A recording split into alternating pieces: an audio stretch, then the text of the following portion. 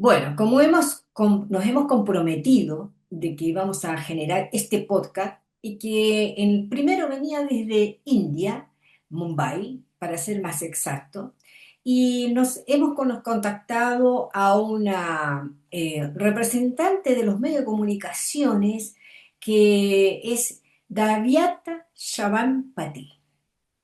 Ella ha tenido o sea, un impacto significativo en la mejora de los derechos de las mujeres a través de varias acciones clave. Por ejemplo, hay una película que se llama Asha y creo que se puede encontrar en las redes, en YouTube. Y se centra en los derechos reproductivos de la mujer embarazada y ha promovido la conciencia y debate sobre estos temas, recibiendo reconocimiento, premios que validan su importancia social. Como así también ella forma parte de las plataformas de la ONU 24-25, estuvo participando, también tiene un liderazgo que es la Cámara de Comercio e Industria de Mujeres de Maharashtra. Trabaja directamente en programas y políticas que fortalecen los derechos y oportunidades de las mujeres, niñas y en la sociedad. Obviamente que ha tenido reconocimientos académicos como oradora en eventos internacionales de mujer y en revistas de investigación. Como así tiene una amplia experiencia y trayectoria que ha incursionado en su país y también, bueno, es parte de toda esta red de tu revista emprendedora del G100, donde nos conocemos a través de la red y hoy con el idioma vamos a intentar hacer una entrevista a Daviata Shaban. Así que vamos a pasar a ello y vamos a dejarle la pantalla también a Daviata. Esto va a venir traducido para que se pueda comprender lo que ella dice en español. Bien, bien, Daviata. Am, Vamos a comenzar con, primero que nada, it's a pleasure to meet you and thank you very much for great opportunity. Um, eh, Vamos a pasar entonces a las preguntas y, y le vamos a dejar la palabra a ella. Por lo tanto, please, por favor. Thank you. Thank you, Janet, for making it through to reach out to me and also giving me an opportunity to be heard in your side of the country, your side of the world. We may be speaking different languages, but we definitely echo same sentiments, and we all are connected because we all relate to the cause of women empowerment. And I think it is this feeling which brings two different people from two different parts of the world together and nurture sisterhood. Thank you. I have your questions with me. So the first question that you asked was, what inspired you to dedicate yourself to media and promoting women's empowerment? Well, as a child, I think in India, there are most popular thing in people is film and cricket. So as a child, I grew up watching a lot of films because that's what I saw around me. My mother was a film lover, so cinema was just part of my growing. Obviously, when I saw a lot of films, one of the common narratives as I grew, of course, as a child, you lack that understanding. But as I grew, I realized that the narratives in cinema are very, very stereotypical. They are biased, and there is a lot of gender inequality in the way women and men are projected on screen. It just bothered me as a young college-going girl. Okay. And that point, I never realized that I will be making cinema. Oh. But that there is a problem in the narrative of women on screen. So with that, and then parallelly with your societal and cultural setup around you, you see that women in and around, be it your mother or your auntie or grandmother or neighborhood, your classmates, you grow watching women around you. And one another common observation is that women are not treated equally in the society as well. So these two things, I was fortunate to combine these two emotions of mine. And then later on, as I grew up, I finished my graduation. And when I decided to get into professional career, probably it was this in back of my mind that led me to support the cause of women empowerment. And this for this, I used cinema as a powerful tool, because I feel that cinema is not only entertainment, but it can be a great tool for transformation. It can be used as a tool for social activism. It is a tool which will help you reach out to illiterate people, uneducated people, because other forms of media, newspaper, print media, magazine, leads to only certain section of society. But when you're talking in audio visual format, any person who is not educated also, your message can reach out to the grassroots level. It is a very, very powerful, entertaining tool, which simplifies the message for people. And that is why I decided to advocate social change through cinema. I have produced 2 films so far. Both the films highlighted on social change. My first film talked about education system and the loopholes, gaps in the education system, the parental pressure. I don't know how it is in your part of the country, but over here there is a lot of parental pressure on kids to excel, to get certain percentage. And that pressure has led to suicides of students also. So I was trying to highlight to this aspect of cinema that, look, you have to be fair with the expectations from your child as a parent. And they say, how has your approach to our design journey in reproduct right and below in your film? So in continuation to what I answered just now, the second film that I produced just now highlights about reproductive and gender rights. So like I mentioned earlier, cinema is a great tool of activism. Obviously, when you support a certain cause, you yourself are not very sure of how much understanding you have of it. And eventually, when you meet like-minded people, when you start interacting with people, the meek you becomes a furious you eventually.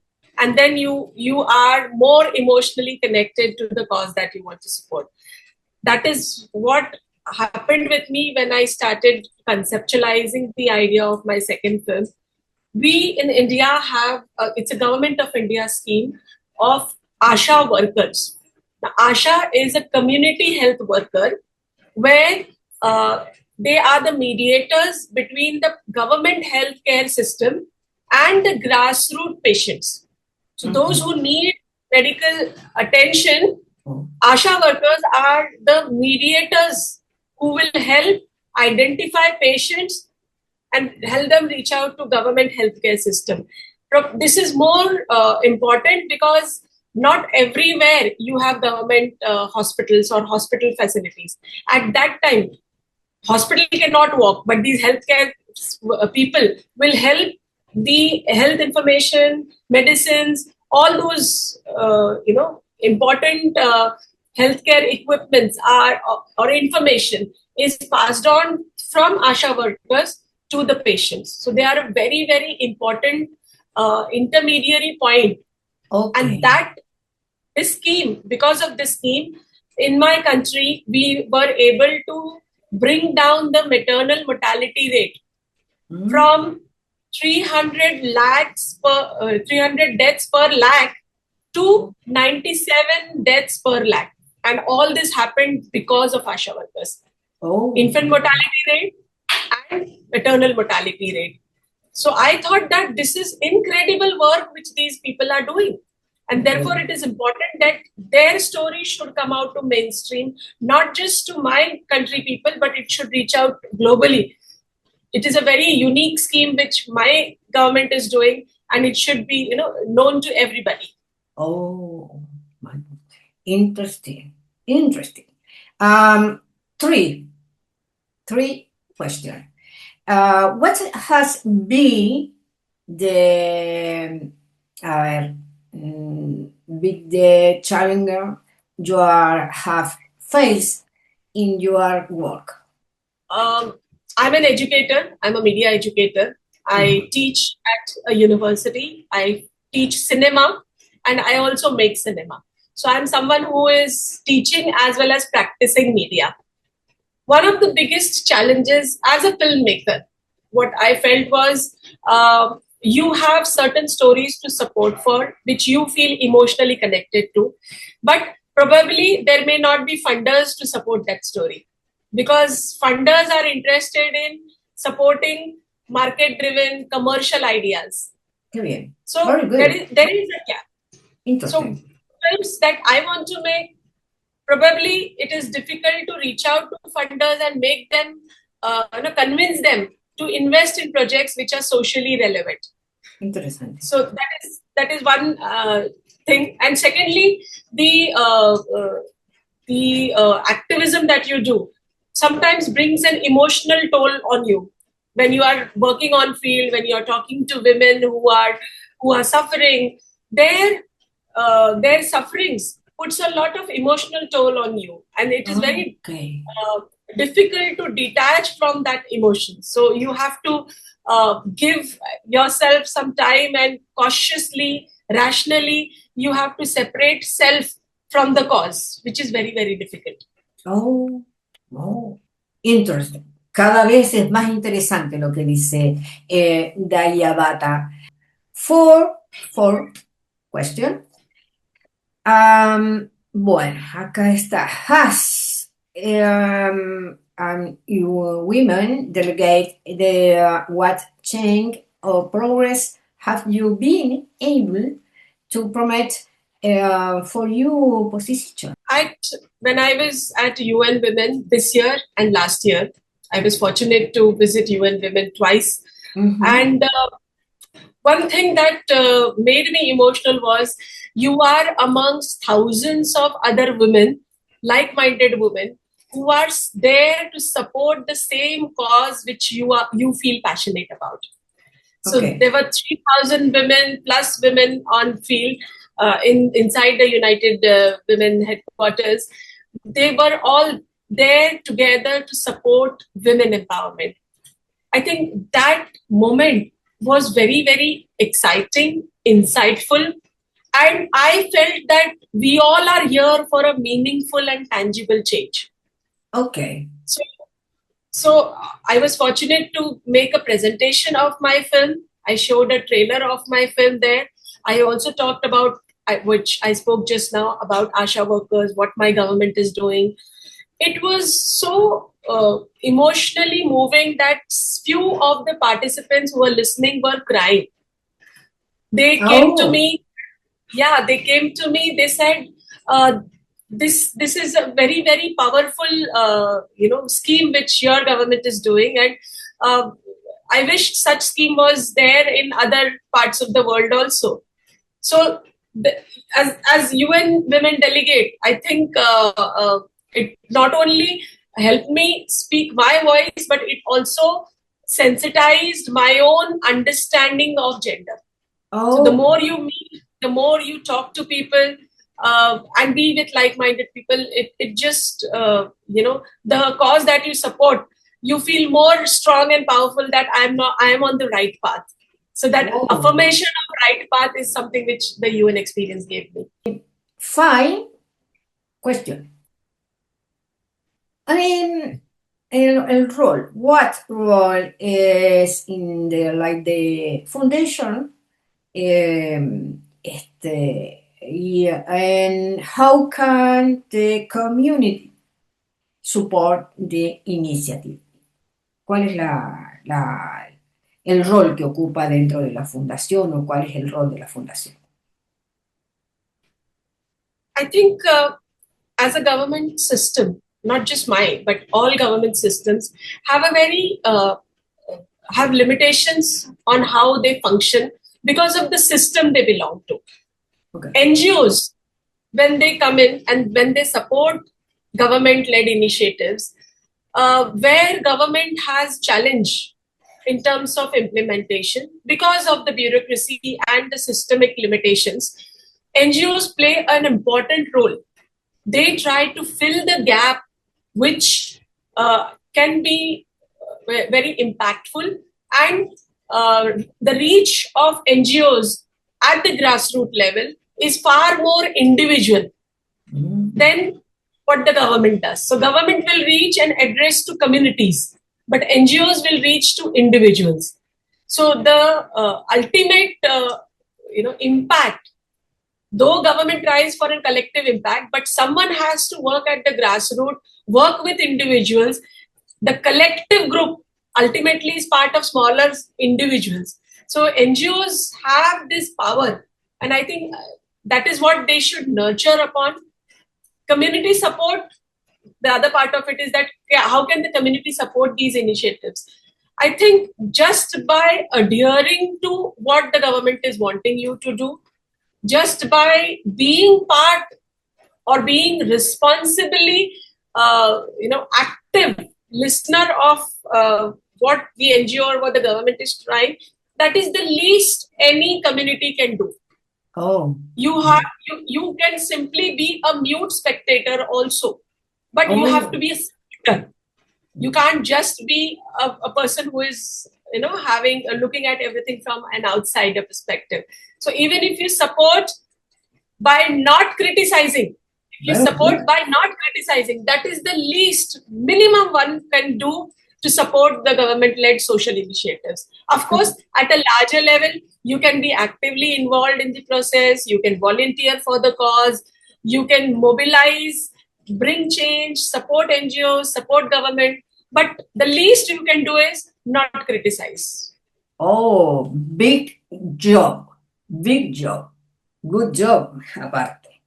How do you combine your role as creative professional and research with your political work?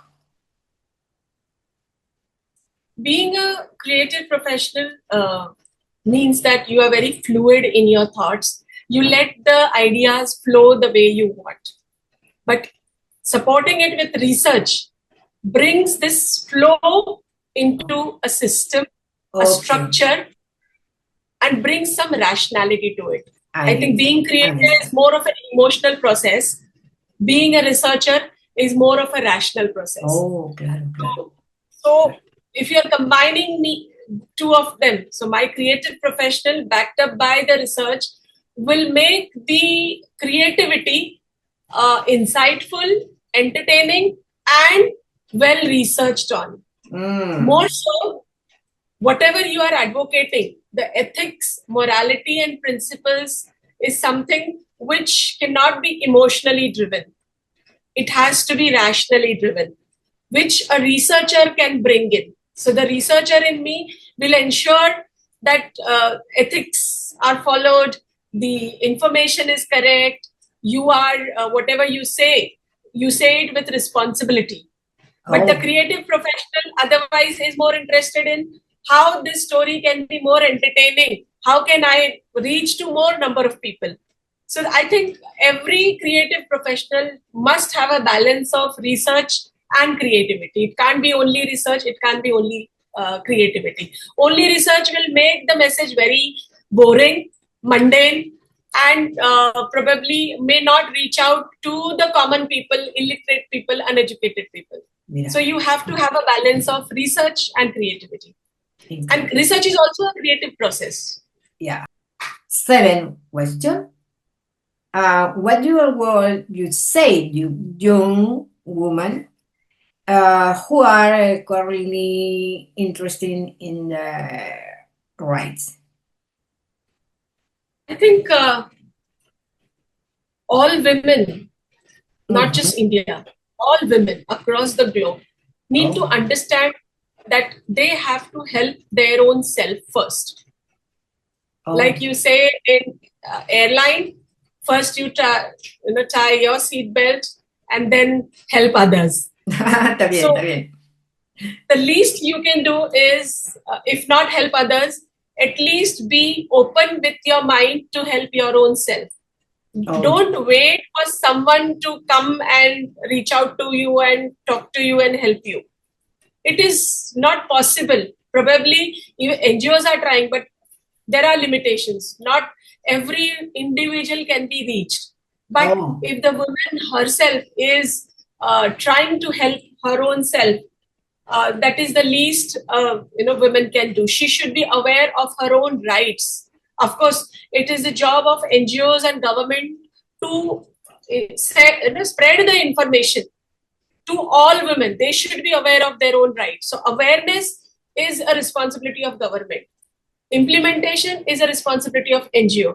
But absorbing or being receptive to the idea of change is an mm, individual responsibility. So the women has to be open and be receptive to the change that we are looking as women advocates, a larger change. So the yeah, least she can do is listen and be open to the idea. claro.